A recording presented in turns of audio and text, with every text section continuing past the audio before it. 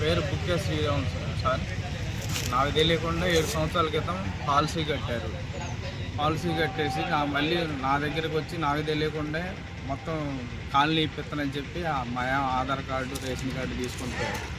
మళ్ళీ వచ్చి నా ఆధార్ కార్డు తీసుకొని అలా రాయల దుర్గారావు అనే వ్యక్తి తీసుకొని ఆయన వెళ్ళిపోయింది. మీ అకౌంట్లో డబ్బులు పడతాయి, తీసి వాళ్ళకి ఇచ్చేయాలా అని చెప్పాడు. చెప్తే నాకు ఎన్ని పడతాయంటే ఏమో చెప్పలేదు. ఎన్ని పడుతుందో తెలియదు. 2 ఓచర్ల మీద సంతకాలు పెట్టిస్తే అమ్మాయి వాళ్ళ డబ్బులు వాళ్ళు తీసుకుంటారు, మీకు కూడా ఎంతో కొంత ఇస్తారని చెప్పి నాకు చెప్పింది. మాకు అనుమానం వచ్చి నేను దాన్ని ఆపేశాను.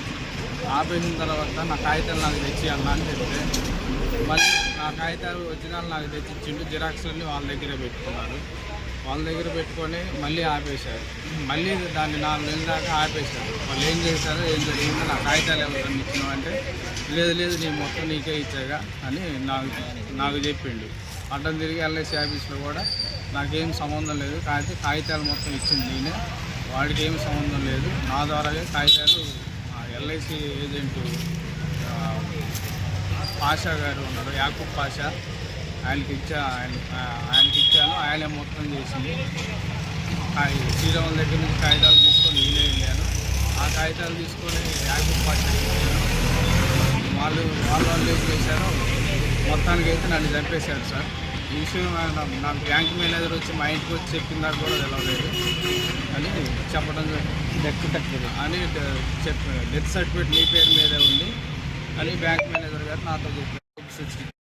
పోలీస్ స్టేషన్కి వెళ్ళడం జరిగింది సార్. బోరంపాడు పోలీస్ స్టేషన్కి వెళ్ళిన తర్వాత ఈ డెత్ సర్టిఫికేట్ పోలీస్ స్టేషన్కి వెళ్ళడం జరిగింది సార్. బోరంపాడు పోలీస్ స్టేషన్కి ఇచ్చారని చెప్పారు సార్.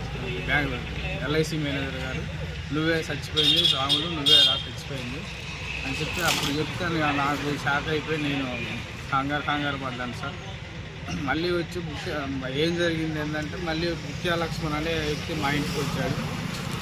మా ఇంటికి వచ్చి దుర్గారావుకి నీకు ఏం జరిగిందంటే మొత్తం వివరించి మొత్తం బుక్యా లక్ష్మణ్ అనే వ్యక్తి మొత్తం చెప్పాను. చెప్పడం జరగదు. మరి ఏం చేద్దాం అనుకుంటున్నా అంటే ఏమీ లేదు సార్, డబ్బు మాకేమొద్దు, ఆ డబ్బులు అకౌంట్లో పడితే నెంబర్ ఇచ్చారంట అంటే మేము తీసుకున్నాం కానీ నేను బుక్యా లక్ష్మణ్తో వాళ్ళు చెప్పడం జరిగింది.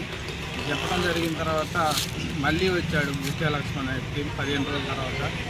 ఇంద్ర వాళ్ళు నాకు ఫోన్ చేసి సావపడుతున్నారు, ఏదో ఒకటి చెప్పేది అంటే నాకెందుకన్నా ఆ డబ్బులని నేను అన్నాను. అన్న తర్వాత మళ్ళీ పడతాయంట, నీకేం కాదంట, వాళ్ళే చూసి పోలీస్ స్టేషన్కి వెళ్ళడం జరిగింది సార్.